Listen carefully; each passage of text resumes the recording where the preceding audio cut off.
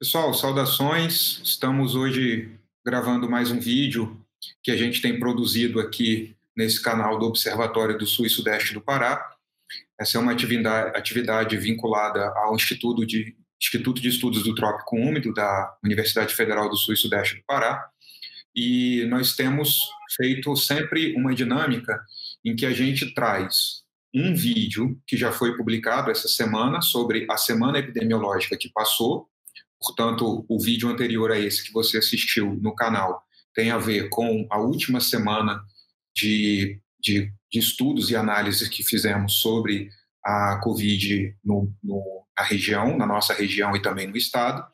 E o segundo vídeo da sequência é esse em que a gente sempre convida algum especialista em uma área de interesse de todos para uma discussão. Hoje, nós convidamos aqui a professora Regina Zarpellon.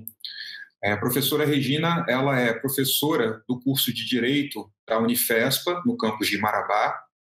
Ela também é advogada com ampla experiência, entre outras áreas, na esfera trabalhista também, e atualmente ela está desenvolvendo o mestrado dela na Universidade Federal de Goiás. Ela gentilmente aceitou o nosso convite para conversar com a gente hoje, quando a gente vai tratar do tema das relações trabalhistas, a gente vai tratar do tema de como tem sido, nesse ambiente, essa esfera não só cotidiana, mas principalmente jurídica, das dimensões do trabalho e da vida do trabalho no contexto aqui da região. Professora Regina, muito obrigado por estar com a gente aqui. É um prazer tê-la conosco. Atualmente não está mais em Xinguara, mas não só o coração, como parte do trabalho também continua por aqui. Então, nós queremos te agradecer muito. E nessa primeira condução da nossa conversa, gostaria de pedir que você falasse um pouco sobre o contexto atual diante desse cenário em que foi declarada a pandemia e das relações cotidianas, do mundo do trabalho, enfim, daquilo que você domina com a maior capacidade. E, mais uma vez, obrigado por estar aqui com a gente. Poxa, eu que agradeço imensamente pelo convite, é um prazer estar falando aqui com vocês, contribuir com a comunidade. De fato, eu tenho um vínculo muito forte aí na região, minha família mora aí, e eu tenho um escritório e vários clientes aí ainda, então tenho um vínculo muito, muito forte. Bom, mas entrando já no nosso tema, a gente vive hoje, professor Daniel, um cenário de vivência disruptiva, e isso é inegável, né? Eu acho que depois da Segunda Guerra Mundial é o grande movimento de repercussão assim, global que comove a humanidade inteira. E nós tivemos algumas respostas aqui do nosso governo central, um pouco tardias, né? Vieram um pouquinho tarde, assim, no sentido de que alguns outros países se prepararam melhor para criar uma legislação de crise, mas nós tivemos, de qualquer forma, nós tivemos, que foram as conhecidas, chamadas medidas provisórias, e até eu falava dia desses numa aula com os meus alunos, aqui me parece bem aplicadas, né, com todo respeito aos estudantes da Constituição, os professores de Constitucional, mas me parece que aqui cumprindo a função da medida provisória, porque nós tínhamos uma crítica muito forte a diversos governos, não era um problema deste governo agora, mas de usar esse mecanismo, esse instrumento legislativo de forma equivocada. Então, agora a gente me parece que vem para responder uma crise, né, uma situação, legisla de forma precária e provisória sobre um determinado assunto, mas veio para responder e veio de um pouquinho atrasado, mas chegou. E criou um cenário muito diferente do que aquilo que a gente já imaginava, né?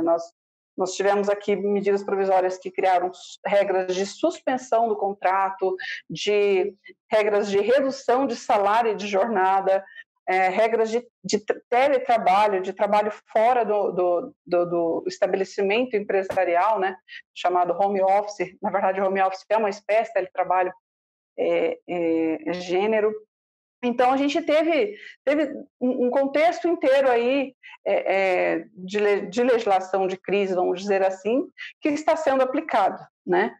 Dentro deste contexto inteiro, aqui já foi falado, eu acredito que aí na região, em Xinguara especificamente, falando mais com um olhar mais atento sobre essa região, não me parece que tivemos grandes problemas, né? O governo criou aí aquela situação do benefício benefício para compensar a redução salarial, usou aí de recursos do seguro-desemprego. Então, me parece que essas questões estão mais ou menos encaminhadas, né?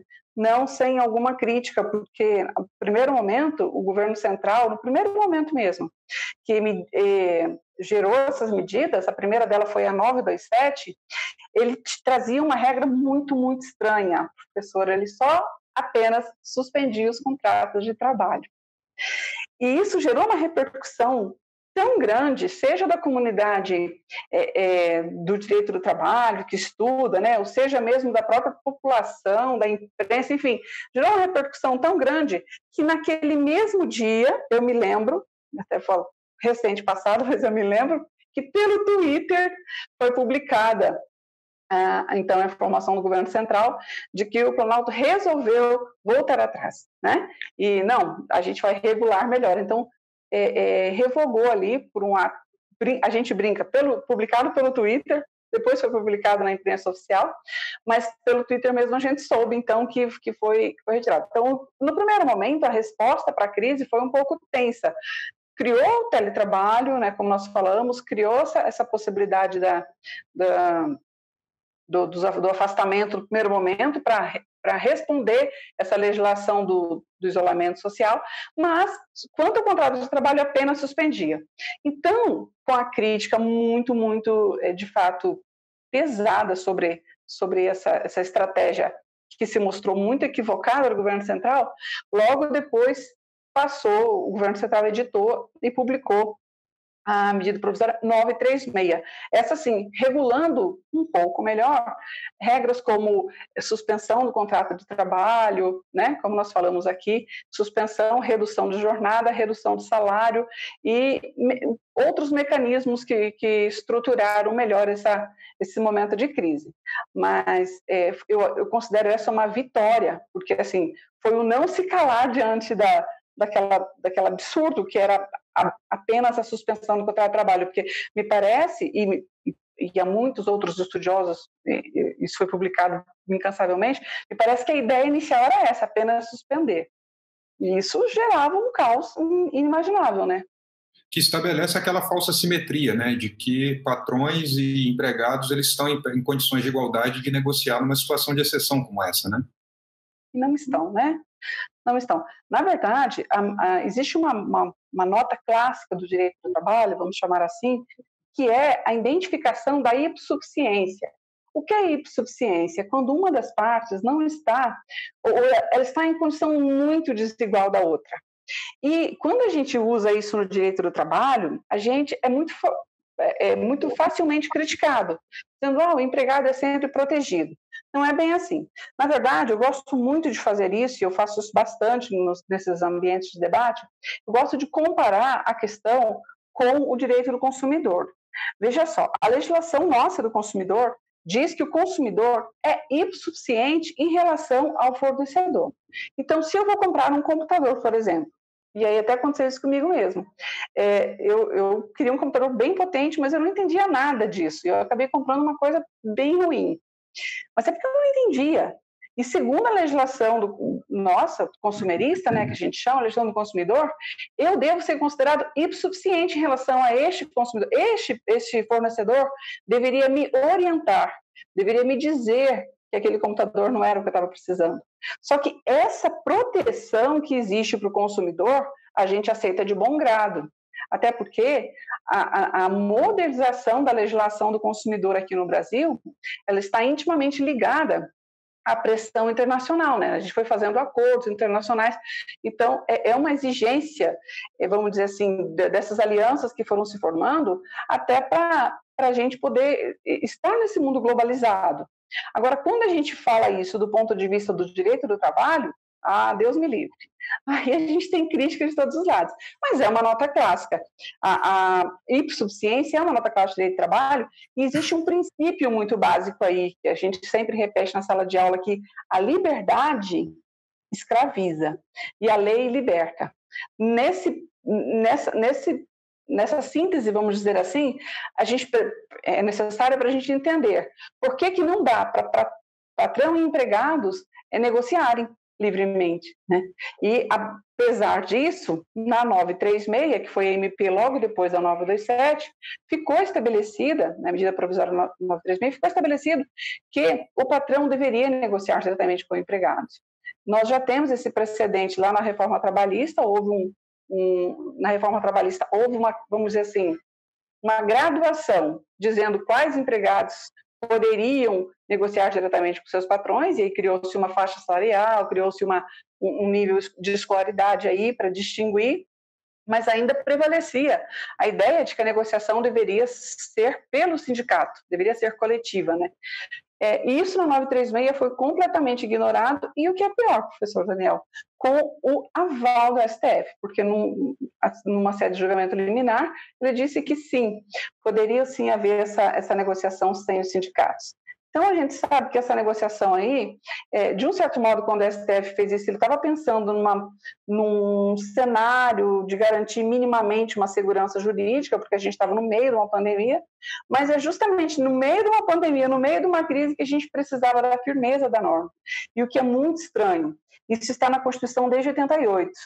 Pela primeira vez, a gente precisou muito dessa norma, e ela foi flexibilizada, inclusive pelo Supremo. Então, um cenário um pouco difícil, vamos dizer, né? Mas isso dá um indicativo legal, porque legal do ponto de vista de interessante, porque às vezes tem-se a sensação de que leis são como coisas naturais, assim. Sempre foi assim e sempre existiu, como se fossem instituições que não fossem construções de seres humanos, né?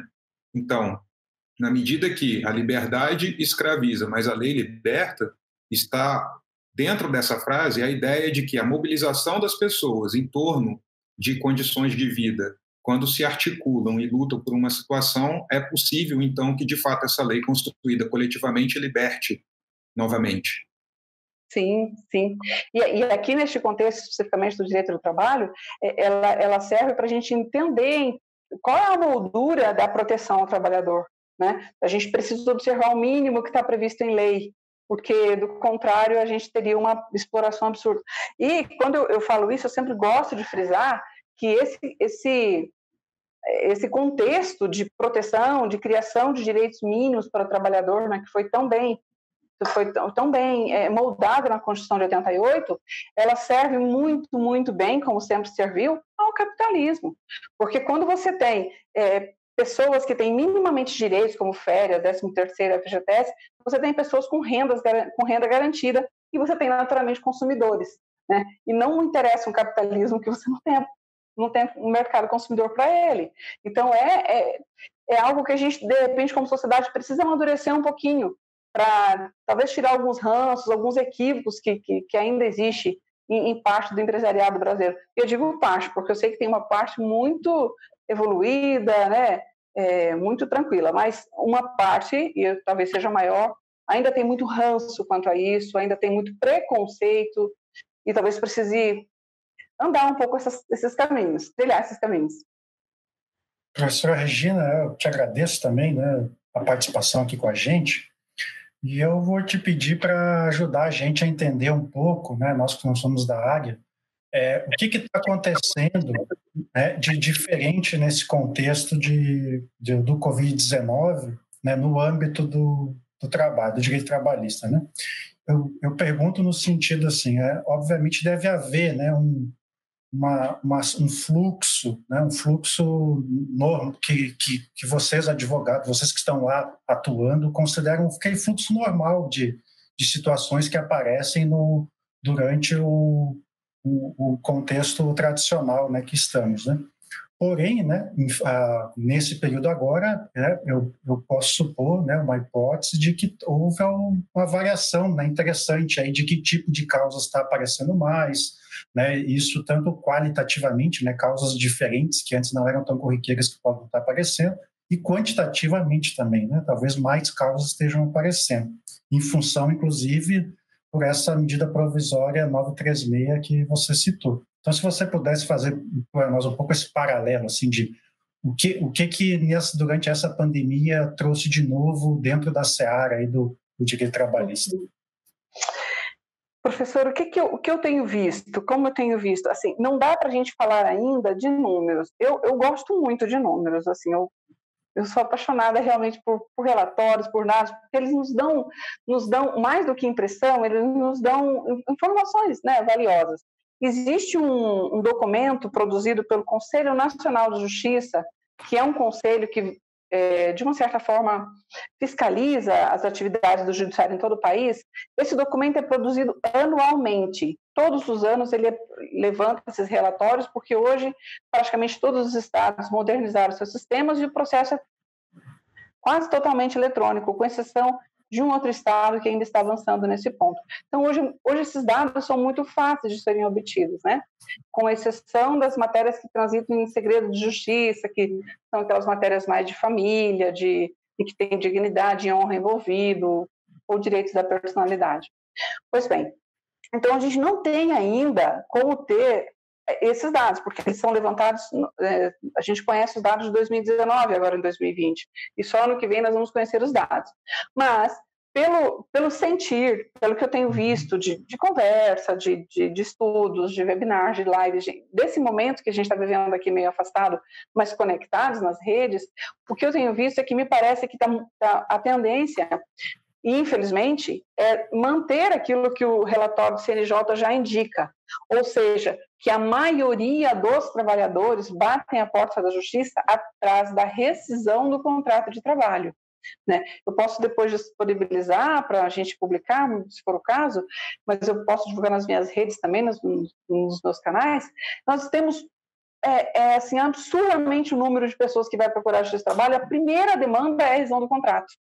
E aí muita gente tem esse preconceito, essa condenação sobre a questão do justiça do trabalho, mas é como se, só usando um exemplo de novo, porque eu gosto muito de usar, fazer um paralelo com o direito comum, vamos dizer. Se, por exemplo, eu alugo uma casa do senhor, de sua propriedade, e como locatária não pago o aluguel, fico lhe devendo 3 meses, 4, 5, e o senhor tentou resolver pacificamente, não conseguiu de outro modo. Um dos caminhos, é claro que o senhor tem vários caminhos, mas o caminho mais provável que você vai usar é acionar na justiça a rescisão desse contrato, não é? E não tem nenhum problema, porque está correto, nós fizemos um contrato, nós tínhamos um pacto entre nós dois, né? E eu não cumpri a obrigação, que era não lhe pagar. Quando isso acontece na seara do trabalho, infelizmente, a gente consegue carregar isso de um preconceito que é inexplicável, porque acontece isso, o trabalhador prestou serviços, na hora de rescindir o contrato, a empresa não paga as verbas que são devidas naquele ato da rescisão. Eu não estou falando de nenhuma indenização milionária, eu não estou falando... Não, são verbas devidas na rescisão, de como normalmente se paga em rescisão de qualquer contrato, seja ele da esfera civil, seja... Então, não há muito o que entender, como justificar, como permanecer esse preconceito na busca do X-trabalho. Infelizmente, hoje, e eu apostaria, ainda não conheço os dados do CNJ, vamos conhecer ano que vem, mas eu apostaria que a maior demanda ainda é rescisão do contrato de trabalho. A empresa demitiu, rescindiu o contrato e não pagou o mínimo da rescisão do contrato de trabalho. Esses números que eu estou falando para vocês estão na página do CNJ, né, é público, o relatório é público, e todos os anos, desde 2010, eles fazem esse levantamento. Então, há 10 anos, desde que começou a ser realizado esse levantamento, é essa a matéria que é mais procurada. Então, eu diria, com fundamento nisso, que eu não teria dúvida que provavelmente são esses processos que vão lotar a justiça do trabalho neste período de pandemia também. Para dar um exemplo mais concreto, eu vi hoje uma matéria aqui lá no Rio Grande do Sul, que é seu estado, né, professor? Sim. Eu vi que hoje uma empresa, um órgão no Justiça do Trabalho conseguiu realizar 250 audiências por videoconferência de 250 empregados que foram demitidos e não receberam verbas rescisórias. Então, só para citar um exemplo aí, no Sentir, mas que eu acredito que vai ser confirmado depois lá pela estatística, tudo indica que são as verbas rescisórias, aquelas verbas devidas na rescisão contratual. Você acha que a proporção que está havendo dessas rescisões contratuais são pessoas ou trabalhadores que viram as suas condições ficarem precarizadas e optaram por um caminho rescisório, ou porque parte de um movimento dos donos ali, dos meios de produção, dos comércios e de quem detém esse capital, que optou por dispensar essas pessoas? Me parece que poucos, neste período de crise, estão tomando a iniciativa de rescindir o contrato, poucos empregados. Me parece que, pelo menos que o que a gente tem visto, são demissões em massa das empresas, que acham que não vão conseguir retomar a economia logo depois dessa fase, ou, enfim, a gente tem visto muita notícia no noticiário de restaurantes que estão fechando, né? Por exemplo, teve um restaurante famoso, chamado Casa de Chão, Fogo de Chão, alguma coisa assim, que demitiu 600 empregados. E ainda, de forma abusiva, mandou dizer que não ia pagar a conta, que o governo cobrasse essa conta. E é interessante que ele sofreu uma ação civil pública do Ministério Público do Trabalho e, num instante, voltou atrás, porque a penalidade por esse abuso do direito, porque isso é um abuso de direito, proposta pelo Ministério do Trabalho era bastante alta, acho que ficaria mais alto do que pagar a rescisão, e eu vi no noticiário que eles voltaram lá atrás, é Fogo de Chão, lembrei agora, chama Fogo de Chão, e a Fogo de Chão, então, vai pagar as verbas rescisórias dos 600 empregados. Porque, veja bem, professores, não dá para a gente querer só o bônus, não dá para querer só o lucro, a gente precisa ter um mínimo de responsabilidade social, e é disso que eu digo que talvez o empresariado brasileiro precise caminhar por esse trajeto, sabe? Porque precisa ter responsabilidade social. Claro que toda atividade no capitalismo, a atividade econômica, ela pretende o lucro. É natural, é claro. E eu não estou nem de longe criticando isso. Mas o fato é que você precisa ter responsabilidade social, e a nossa Constituição, o nosso sistema aqui é marcado pela solidariedade, é uma Constituição solidária. Então, não dá para você ser irresponsável ao ponto de desempregar 600 pessoas e dizer que o governo vai pagar por conta de uma frase mal falada, mal entendida, mal concebida, de um dispositivo mal interpretado, que se falou bastante aí, que foi fato do príncipe, né? Que não, em hipótese nenhuma, pode ser aplicada neste contexto que nós estamos vendo de pandemia. Em nenhuma hipótese. Você diria que a reforma trabalhista acirrou ou contribuiu muito para esse quadro que a gente está vendo hoje? Sim, o principal problema da reforma trabalhista, e eu estou fazendo justamente um artigo sobre isso, eu vou publicar nos próximos dias, é que ela feriu o acesso à justiça, né? Eu gosto de números, né? Já falei, eu até publico nesse meu artigo os dados do CNJ a respeito disso.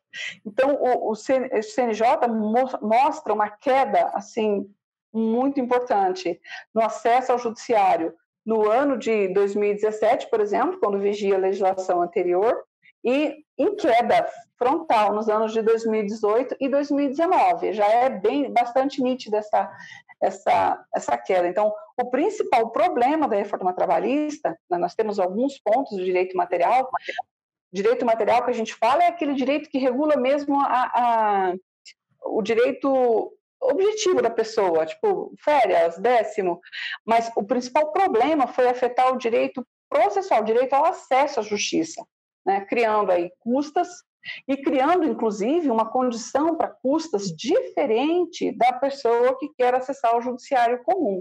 Por exemplo, se eu, voltando para aquele exemplo do aluguel, for acionada, se o professor quiser me acionar na justiça e ele alegar perante o judiciário que ele não tem condições de pagar as custas do processo, basta a segundo o artigo 99 do CPC, que é o Código de Processo Civil nosso, que rege essas matérias, basta ele alegar em juízo, dizer para o juiz, olha, eu não tenho condições de pagar as custas, e há de ser presumida, é uma presunção relativa, mas vai ser presumida essa circunstância que ele está falando.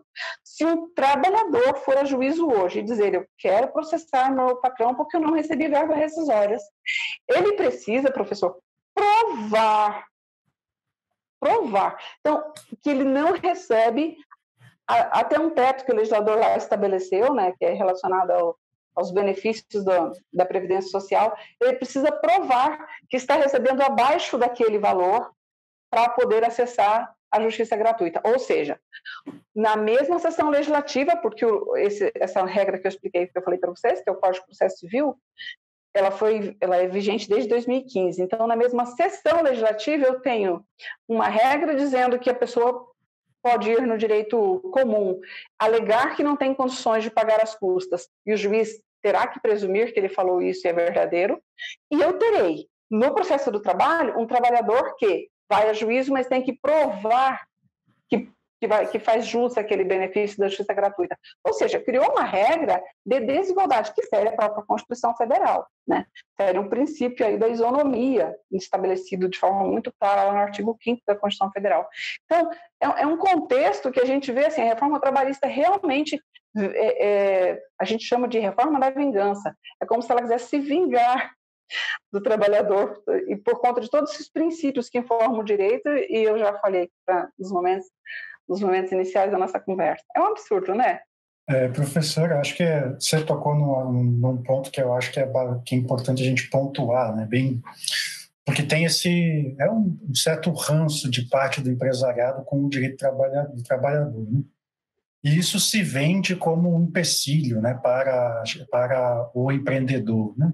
Só que eu achei interessante quando você menciona que as verbas de rescisão que a gente está falando para o trabalhador a gente está falando de valores pequenos, né? Ainda mais quando a gente compara para o caso, por exemplo, dessa grande franquia, né, que está pelo Brasil e que se omite de pagar, né, as suas rescisões. Então, a gente está falando de verbas pequenas para o trabalhador, que são, né, pequenas para o trabalhador, estão em direito, e são pequenas para o grande empresário, né? Então, isso tem algo que é bom deixar claro, porque às vezes não quer dizer que uma coisa esteja relacionada diretamente com o empecilho para se empreender, né? Mas eu queria te perguntar, professora, eu pedi para você comentar um pouco, uma questão que vem me feito refletir sobre... nós estamos nesse momento de pandemia, né? E a própria MP 936, né, e as anteriores jogaram, né, e a própria reforma trabalhista também anteriormente, mas agora a gente está num momento em que estamos diante, né, de novas, de fato, né, acho que todo mundo, se não todo mundo, boa parte de nós, frente a frente com essas novas formas de trabalho, né? Como nós estamos fazendo agora, nesse momento, por exemplo, né, cada um na sua casa, trabalhando, né, a professora Regina disponibilizando o tempo dela, mas o professor Daniel, eu trabalhando de casa, né, quando antes estaríamos fazendo isso lá da nossa universidade. E o que tem me causado algumas dúvidas, né, aí eu pergunto, como é que fica essas questões durante o home office, né? Até que ponto existe, né, um direito do trabalhador caso, por exemplo, ele tenha um acidente de trabalho enquanto ele está em home office? Ou então, uma pessoa que está trabalhando num serviço essencial, né, no mercado, numa farmácia, e ele é infectado pelo coronavírus e vem a sofrer problemas e quem sabe até chegar a óbito, né? Quem é responsabilizado por isso, né? O empregador, o Estado pode algum dia ser responsabilizado? Então, como que ficam essas questões assim da seguridade do trabalho durante esse período no sentido de acidentes, doenças e questões desse tipo? Maravilhosa a pergunta, porque é um ponto que também a medida provisória que nós falamos aqui regulou, porque veja só, nós e aí voltando aqui para a questão do ranço, porque eu acho isso importante, a gente precisa ir quebrando essa barreira. Nós não temos no nosso direito, não é permitido a irresponsabilidade em campo nenhum. Nem mesmo na chamada, agora a gente está tratando esse debate, né, chamada liberdade de expressão. Ela é permitida, mas é vedada anonimato, pode perceber isso, né? O direito regula, não confere amplamente. Você tem liberdade de expressão, mas vedada anonimato. Por quê? Porque a partir do momento que você se manifesta, você há de responder por aquilo que você falou, né? Então, isso são as faces do Estado democrático de direito. Há um limite para as coisas, e que bom. Assim, particularmente, eu acho muito bom isso. Então, quando a gente vive um contexto de não existe nenhum ramo nosso no direito, no Brasil, que a gente viva a responsabilidade. Então, se você comete um crime, você tem responsabilidade criminal, tem responsabilidade ambiental, tem responsabilidade contratual. Por onde você vá, você está cercado de responsabilidade. Mas a gente quer viver um momento a gente quer, pelo menos me parece que é esse o sonho de uma parte do empresariado que embarca nessa história, de irresponsabilidade contratual trabalhista. Nós não vemos esse contexto de responsabilidade em âmbito nenhum. Se você cometer um crime, você responde. Se você derrubar uma floresta, você responde, em tese. Mas você entende? Você tem a vida humana é cercada, né, de responsabilidades. Pelo menos o nosso direito regula bastante tudo isso. E no aspecto trabalhista, o desejo de uma parte do empresariado brasileiro é que não tenha responsabilidade, o que é um absurdo, né? E eu digo uma parte porque eu conheço várias empresas, vários empregadores que fazem sim seu papel de forma correta, conforme aquilo com a função social mesmo da empresa, conforme aquilo que preceitou a Constituição. Eu conheço, eu sei de perto porque eu vivo essa experiência há muitos anos. Mas bem, voltando então para esse ponto, o que acontece e aí preciso fazer um link lá com a legislação com a medida provisória do governo central, que regulou isso de forma, no primeiro momento, dizendo o seguinte: não há nexo causal, não há nexo de causa entre o Covid-19, né, eventualmente a produção do Covid-19, e o ambiente de trabalho. No primeiro momento, foi essa norma estabelecida, que foi o artigo 29 da MP 927. Esse artigo, então, no primeiro momento ali, veio regulado assim, e o STF, e nisso me parece que andou muito bem, suspendeu a eficácia desse artigo.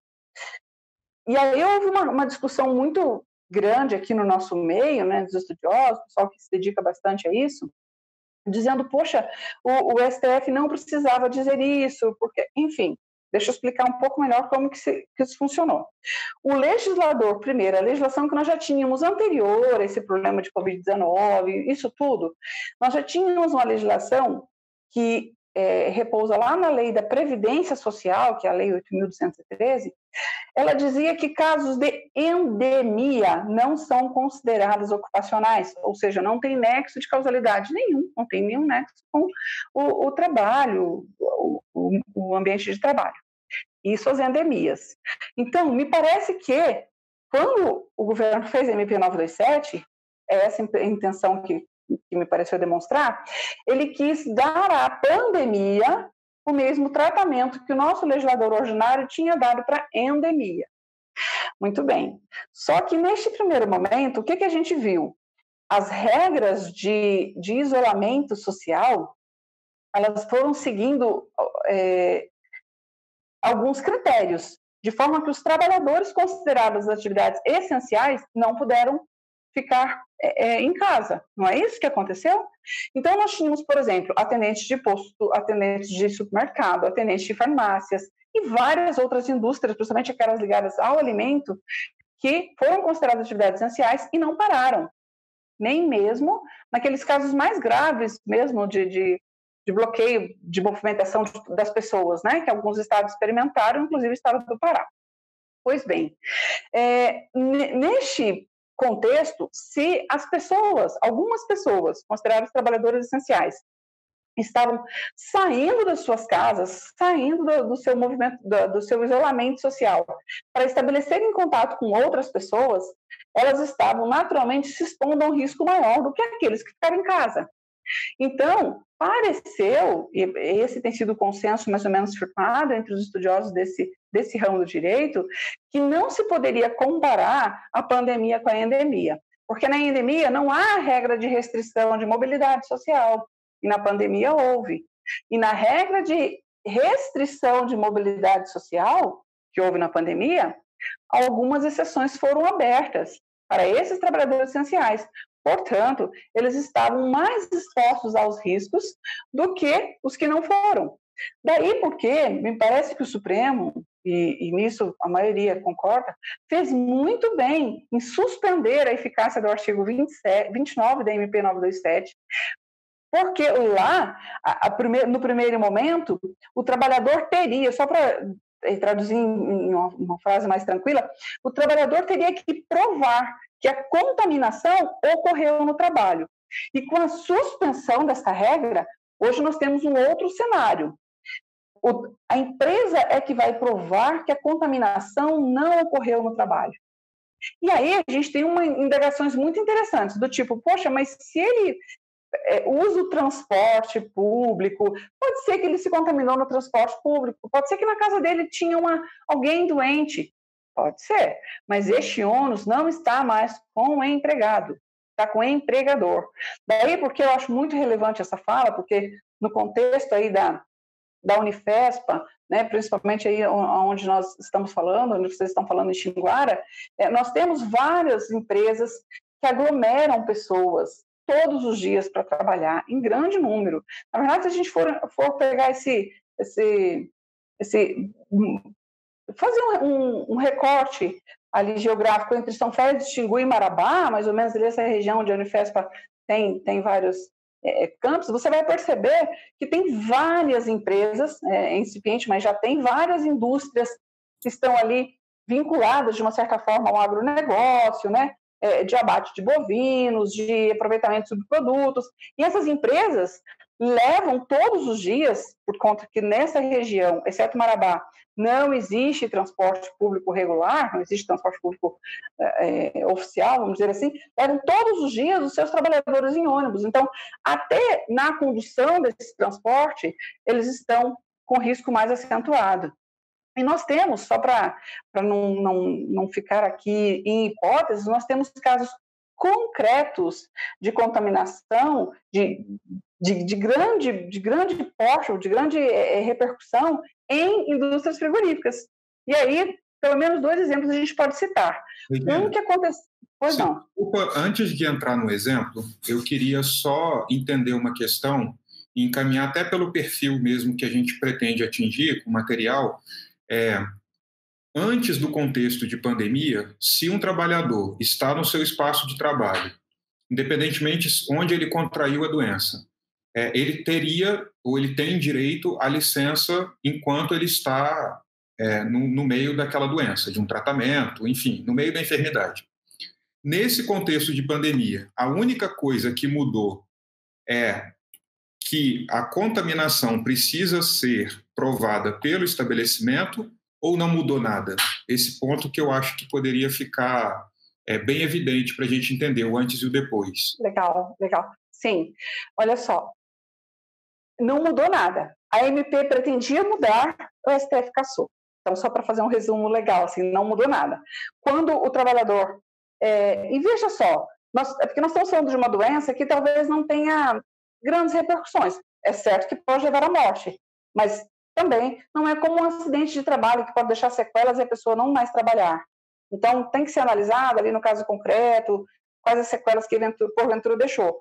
O objetivo principal aqui do legislador é proteger esse trabalhador, porque se ele tem uma doença chamada ocupacional, ele tem algumas vantagens que são diferentes daquela doença que não é ocupacional. Então, por exemplo, vou dar um exemplo concreto, eu gosto de trabalhar na ideia de exemplo, porque vai ficando mais claro. Se Pedro, por exemplo, adoece do rim, e ele trabalhava numa empresa, ele teve um problema renal. Tudo indica que essa doença renal não tem nenhum vínculo com o trabalho dele. por hábito, por genética, a gente não sabe por que ele adoeceu. Mesmo não tendo nenhum vínculo com o trabalho dele, ele tem algumas proteções previdenciárias. Ele vai gozar benefício previdenciário, ele está protegido pela lei previdenciária. Mas, quando este exemplo que eu dei não fosse renal, fosse um acidente de trabalho, a relação é diferente. Então, quando é um acidente de trabalho ou uma doença ocupacional, que é uma doença relacionada àquele ambiente de trabalho, eu tenho outras consequências. Além dele ter a proteção previdenciária, ele tem uma estabilidade do emprego, ele não pode ser demitido. O FGTS dele é recolhido no período de afastamento. É um tratamento diferente que o legislador deu para, vamos dizer assim, privilegiar o empregado que adoeceu naquele ambiente de trabalho e dar um pouco mais de responsabilidade ao empregador. Claro, isso sem contar a hipótese que ele está sujeito, o empregador está sujeito, de indenizar eventual dano. Por exemplo, se é um acidente de trabalho, ele pode ter dano moral, ele pode ter dano estético, ele pode ter dano existencial, ele pode ter vários danos ali envolvidos nisso, né? Estou só falando da relação doença comum, doença do trabalho, só para poder estabelecer um nexo aí desse atual contexto de Covid-19 e da medida provisória. Então, nesse contexto, a doença ocupacional, pensando no caso da Covid, eu vou falar algumas informações que não necessariamente servem como parâmetro, é mais para a gente discutir mesmo a ideia, como você acabou de dizer, que é um tema de problematização. Claro. Nós temos inúmeras recomendações de que o distanciamento social é importante e as condições de trabalho precisam ser observadas para evitar a infecção. Nós não sabemos, e eu não digo nós, das nossas respectivas áreas, porque nenhum de nós aqui é especialista em infectologia ou em saúde ou medicina, mas nós não temos condição de afirmar que tipo de sequelas uma doença como essa pode deixar. Já foram relatados inúmeros casos de sequelas pulmonares, cerebrais, cardíacas, etc. Nesse sentido, a Covid, nesses espaços, já ficou muito evidente que a responsabilidade é do empregador de provar que não aconteceu lá dentro, aconteceu, etc. Já está muito claro isso. Mas, diante disso, o elemento doença ocupacional favorece a dinâmica social do isolamento ou estimula para que empregadores façam com que seus empregados trabalhem mais? Perfeito. Assim que saiu a medida provisória, dava esse entendimento para o empregador. É como se tivesse uma carta branca. Pode exigir o trabalho e a gente vai garantir que essa doença não tem caráter ocupacional. E o que fez o STF? Retirou a vigência desse dispositivo para dizer, não é bem assim. Isso aqui não é uma carta branca para você expor o seu empregado a riscos maiores que os demais. Só para dar um exemplo bem claro. Assim que segunda quinzena de março, assim que foi publicada toda aquela legislação a respeito do estado de pandemia e tudo mais, eu fui ao supermercado, como eu acredito que todas as famílias foram, fiz uma compra um pouco maior, não muito grande, mas um pouco maior, para ficar evitando o distanciamento. E nessa época eu também me dispus a ficar fazendo umas compras para alguns vizinhos que são idosos e tal, então eu fui mais algumas vezes no supermercado. Pois bem, o que eu tinha lá eram pessoas atendendo assim no caixa tranquilamente, sem luva, sem álcool gel, sem nada. Na primeira quinzena de março não tinha absolutamente nada. Passado algum tempo, quando eu fui fazer novamente no supermercado, o cenário que eu encontrei foi totalmente diferente. Todos os atendentes tinham luva, tinham álcool gel no balcão e tinha uma proteção em acrílico, separando do balcão os consumidores. Alguns deles tinham mesmo uma proteção facial, que vinha daqui até aqui, como se fosse um capacete em acrílico. E aí isso me fez entender, assim, eu atribuo isso sem nenhuma dúvida a essa interpretação do STF, no sentido de dizer, se você está com risco, você está com o ônus de provar que não foi nesse ambiente.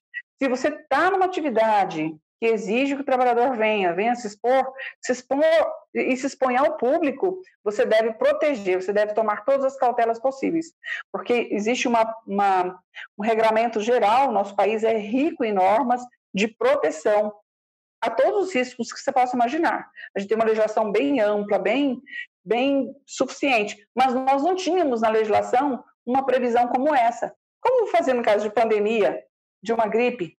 Nós não tínhamos exatamente essa previsão. Daí porque foi necessário a gente recorrer a um conceito existente no nosso direito, que é o chamado dever geral de cautela, que está positivado, está escrito ali numa regra da CLT, que é o artigo 157. Através dele você pode entender que o empregador deve tomar todas as medidas possíveis e cabíveis para evitar a contaminação. Então, não existia, por exemplo, na nossa legislação, a previsão de fornecer uma luva para um atendente de supermercado. Uma máscara e álcool em gel para um atendente de supermercado. Mas as recomendações das autoridades de saúde caminhavam para esse sentido. Então, o estado atual da técnica caminhava para indicar nesse sentido. E daí, porque o empregador, então, pelo menos vou dizer isso no ramo do supermercado, porque eu vivenciei com a minha experiência, né? Eu experienciei isso, de fato, houve esse avanço. Só que eu não tenho visto isso em todos os ambientes. Por exemplo, voltando aí para essa questão específica do frigorífico, eu tenho falado disso com muita preocupação, porque é claro e é certo que essas empresas têm normas sanitárias muito rígidas, sofrem fiscalização sanitária, eu sei disso, eu conheço essas regras, mas elas não prevêem o distanciamento, por exemplo, de 1 metro, pelo menos, mais um pouquinho, que é o mais ou menos que dizem as recomendações de saúde. Então, elas não têm a ventilação necessária para que esse ar seja renovado, muito pelo contrário, é um ambiente que a gente sabe que é muito vedado, né, por questões técnicas de produção. Então, me parece que a gente deva se preocupar com isso, sim, porque aí, voltando para a questão que eu falava, nós temos históricos, viu, professores, históricos relacionados a esse ramo de indústrias e a grande foco de contaminação. Você tem algum exemplo para oferecer nesse sentido? Porque é óbvio que a gente pretende que esse material circule muito no sul e sudeste do Pará, porque é o foco mesmo da inserção regional da Unifespa, né? Que todos nós aqui somos servidores públicos. Mas, mesmo para quem está aqui ou não conhece, né, para os dois públicos, nós temos, por exemplo, na cidade de Xinguara, 3 frigoríficos, grandes frigoríficos, cada um deles, num período de boa produção, em média, abate 2.100 cabeças de gado por dia. A gente imagina o volume de trabalhadores que está envolvido nesse processo. Então, rapidamente, o iniciozinho da disseminação na Itália e na Espanha se deu em estádios de futebol. 2 jogos que aconteceram de campeonatos europeus que fizeram com que a grande probabilidade da expansão maior do vírus tenha sido ali. Será que a gente está numa região em que locais de trabalho como frigoríficos são epicentros de espalhamento dessa doença? Eu tenho essa preocupação e tenho revelado essa preocupação em várias oportunidades para colegas da área. Por quê? Tem um histórico que vai indicando isso, né? Primeiro, porque essas atividades são consideradas essenciais, elas estão produzindo alimento, elas não pararam e não vão parar, né? A gente aqui não vão parar, nem mesmo lockdown. Então, olha só, tem 2 históricos, um fora do país e um aqui no país, que me chamam a atenção. Um é uma fábrica muito conhecida, é um frigorífico de suínos dos Estados Unidos, que numa cidade chamada Dakota do Sul, que é uma cidade pequena, contaminou 600 empregados em menos de 15 dias. Porque o contato deles é muito próximo. E mesmo usando máscara, nós temos esse problema da restrição de circulação de ar, a proximidade na hora da refeição, o toque, né? Mesmo usando luva, a gente sabe que o vírus ele não vai morrer na luva, né? Se você estiver usando uma luva, e todos a usam por questão de higiene e exigência sanitária, mas o vírus pode ficar na luva. Ele pode resistir a baixa temperatura, enfim, é um ambiente ali que me parece muito propício. Então, tem esse estado, esse registro da Dakota do Sul, e um caso muito preocupante, que é nosso, aqui no nosso território, que é no Rio Grande do Sul, né? Rio Grande do Sul, que é o estado do professor, tem um registro que chama muita atenção. No Rio Grande do Sul, hoje, 1/3 dos casos de Covid-19 partiram de frigoríficos. 1/3. aproximadamente 33%. É um número muito alto. Então, o fato da gente estar nessa região concentrados nos frigoríficos, essas empresas continuam trabalhando e me parecem, eu não tenho as maiores informações, mas existem caminhos para a gente poder evitar isso, né? Claro que chamando a CIPA, que é a Comissão Interna de Prevenção de Acidente, claro que talvez criando um comitê gestor de crise para ver quais medidas serão apuradas, mas pelo que eu tenho ouvido até agora de clientes, né, de pessoas que trabalham, que estão expostas, a rotina tem sido a mesma, porque eles têm uma justificativa de que já tem regras sanitárias muito eficientes. Eu não duvido que tenha, mas essas regras sanitárias são para não contaminar o alimento. É para evitar a contaminação do alimento na hora da produção desse alimento. A regra sanitária é tão boa aqui, nessa região, que o Rio Mariazinha que o diga, né? Que é um rio praticamente morto pelos dejetos jogados pelos frigoríficos nesse ambiente, que não são tratados, né? Para você ter uma ideia, sem falar do problema grave que nós temos aí do mau cheiro, determinada hora do dia, né? Enfim, mas nós temos esses problemas, as regras sanitárias podem até servir para não contaminar o alimento, e aí eu acho que funcionam, porque tem uma fiscalização e tudo mais, mas e para evitar a contaminação da doença contagiosa tão surpreendente como se mostrou, né, esse vírus. Então, é algo que a gente realmente precisa se preocupar. Eu me preocupo muito com isso. Completando, somando na fala da sua fala, né, lá no Rio Grande do Sul, aí são 1/3 dos casos, né, diferentemente da maioria das outras localidades, lá no Rio Grande do Sul, o maior número de casos não é na capital, tampouco na região metropolitana, né? São em municípios que têm um grande número de frigoríficos, Passo Fundo, Lajeado e outros municípios pequenininhos, Marau, Nova Araçá, que eram focos muito grandes de frigoríficos, de casos em frigoríficos. E, de fato, infelizmente, não, eu diria, pelo menos pelo que a gente acompanha aqui na região, né, não está se fazendo nada nessa direção, e está se discutindo muito pouco. Isso que me deixa mais angustiado, né? Porque é da discussão que se toma alguma atitude, né? E nem isso está se fazendo ainda, né? Infelizmente, né? E aí só para contextualizar um pouco isso, né?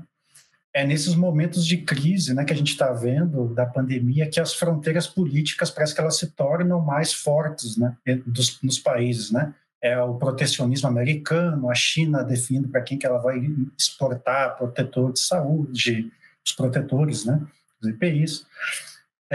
E a gente pode até usar isso para argumentar, né? O frigorífico ele é uma atividade essencial porque produz alimento, certo, né? Mas para quem esse alimento, né? Porque em volume de recurso, né?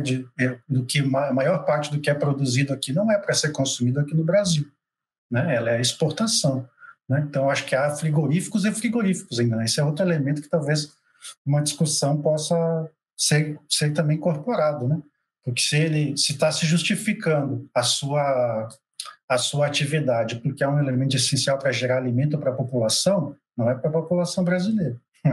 E sobretudo, Vitor, porque tem visita de estrangeiros que vêm fazer negócios aqui na região. Então você tem iranianos, russos, chineses. Como é que se dá, então, essa lógica do movimento, né? Claro que a gente não vai botar aqui a Regina numa enrascada de fazer uma análise da política internacional, mas, quer dizer, eu acho que está inserido no debate, né, essa questão que foi levantada aí pela própria... São coisas que, inclusive, me surgiram exatamente nesse momento, enquanto a Regina falava. Acho que é mais nesse aspecto da gente instigar o debate e as pessoas a refletirem, né? Mas, Regina, eu queria te fazer uma última pergunta, se pudesse fazer também um pouquinho de uma reflexão sobre isso, que a MP 936, né, que a gente falou bastante nessa quase uma hora já, ela vem com o nome lá na MP, que é Programa Emergencial de Manutenção do Emprego e da Renda, né? Então, ela se coloca como uma norma, né, do direito que tem a pretensão de manter emprego e renda. Eu sempre fico um pouco cabreiro, um pouco receoso quando se joga para a legislação uma atribuição que, no meu entendimento, é política, né? Uma política econômica deveria se preocupar com a manutenção do emprego e da renda. E esses slogans assim foram utilizados, inclusive, na reforma trabalhista, na carteira verde e amarela.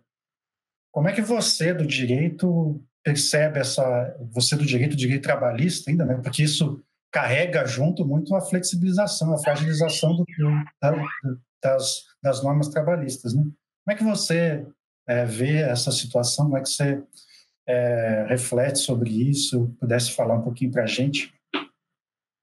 Sim, tem razão. Tanto a reforma trabalhista, que é a Lei 13.467, quanto o contrato verde-amarelo, que foi instituído pela medida provisória 905, tinham esse discurso. Aliás, tem esse discurso, cada vez que é preciso mexer em restrição dos direitos, usa-se esse discurso, né? Nós tivemos... Mas antes de entrar nesse ponto, eu queria só fazer um pequeno registro, porque eu não quero perder isso que você falou do Rio Grande do Sul, dos municípios, que é maior o foco lá no interior, e isso é um motivo de preocupação muito grande para nós. Eu estava, no levantamento que eu fiz, são 21 frigoríficos distribuídos em 16 municípios. Então, você tem muita razão no que fala. São municípios pequenos, no interior do Rio Grande do Sul, e o foco total está nos pequenos municípios. E hoje, o número de hoje é que são 2.079 contaminados só nesses municípios e nestes frigoríficos. Então, é muito necessário esse debate. É urgente para a comunidade, para Xinguara, enfrentar esse debate, porque a gente, enfim, o trabalhador vai para o frigorífico, vem para casa, e aí a comunidade inteira, né, pode ter problemas impensáveis a partir disso.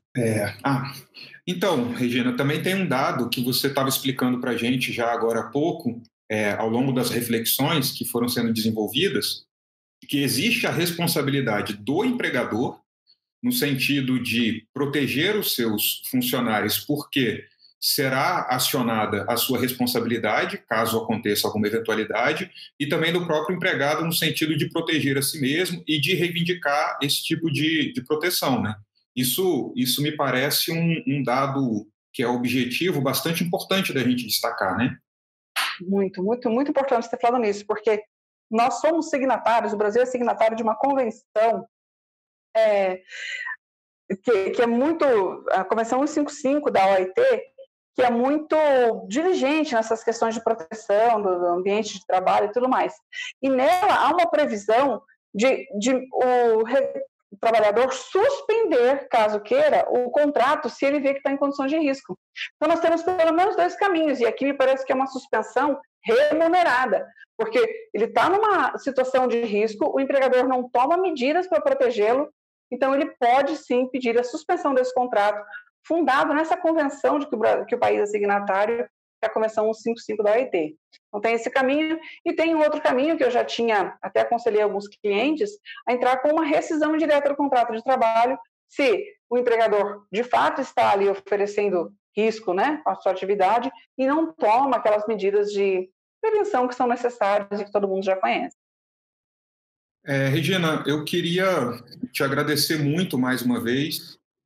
Quem está acompanhando a gente aqui no vídeo e até agora, eu acho que esse talvez seja um dos momentos mais importantes, que é como a gente te acha nas redes, porque, sem dúvida nenhuma, quem acompanhou essas reflexões, eventualmente precisando de trocar ideias ou até mesmo de entender um pouco, e eu percebo, porque eu te acompanho, que o seu trabalho ele é muito engajado nas mídias sociais, porque cumpre um papel fundamental de comunicar para a população e de transformar esse medo que existe das leis, dos tribunais, dos fóruns, transformar isso numa linguagem acessível e com um comprometimento que você revela ao longo da sua trajetória de sempre estabelecer efetivamente a questão da justiça na medida em que a gente percebe essas falsas simetrias.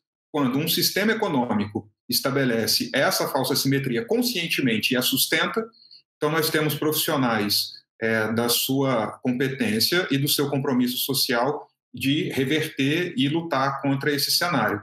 Então, por favor, fique à vontade para dizer o que você ainda gostaria de dizer e para recomendar às pessoas que gostariam de conhecer mais o seu trabalho e consultar tudo, como é que a gente pode acessar e te seguir aí nas mídias. Muito obrigado. Poxa, que legal, eu agradeço muito, eu fico muito feliz, eu poderia falar disso por horas, porque, enfim, eu gosto muito do direito do trabalho e vocês são ótimos interlocutores, então aqui é render.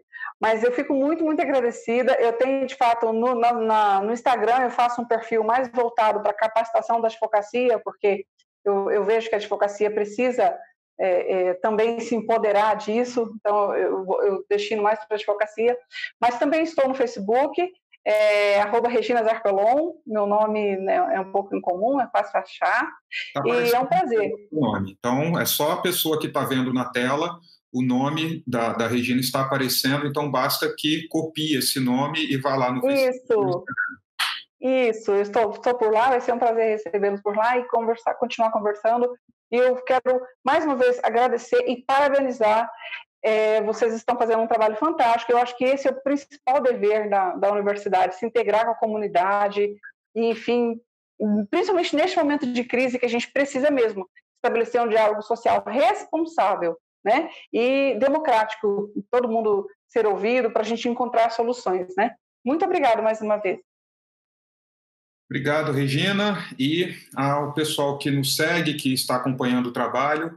Nós seguimos no próximo vídeo, vamos nos encontrar para analisar a Semana Epidemiológica número 23, que é essa que está em curso agora.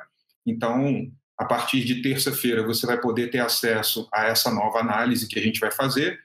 O nosso painel segue disponível lá no site e a gente gostaria de te pedir, como a gente tem várias vezes mencionado, dificuldades de meios de comunicação e de circulação da informação, que você também reproduza nas suas mídias o conteúdo que você tem acessado, indique o canal e os trabalhos que nós temos feito na universidade e faça com que essa informação chegue, sobretudo, a quem precisa, a quem está numa ponta fraca dessas relações trabalhistas, dessas relações econômicas, e que entenda, a partir desse vídeo, que você tem muitos direitos, você tem muitas proteções e você pode acioná-las quando for o caso. Então, fica aí o convite para o nosso público e que a gente siga junto, forte e resistindo aí na luta. Um abraço, até o próximo.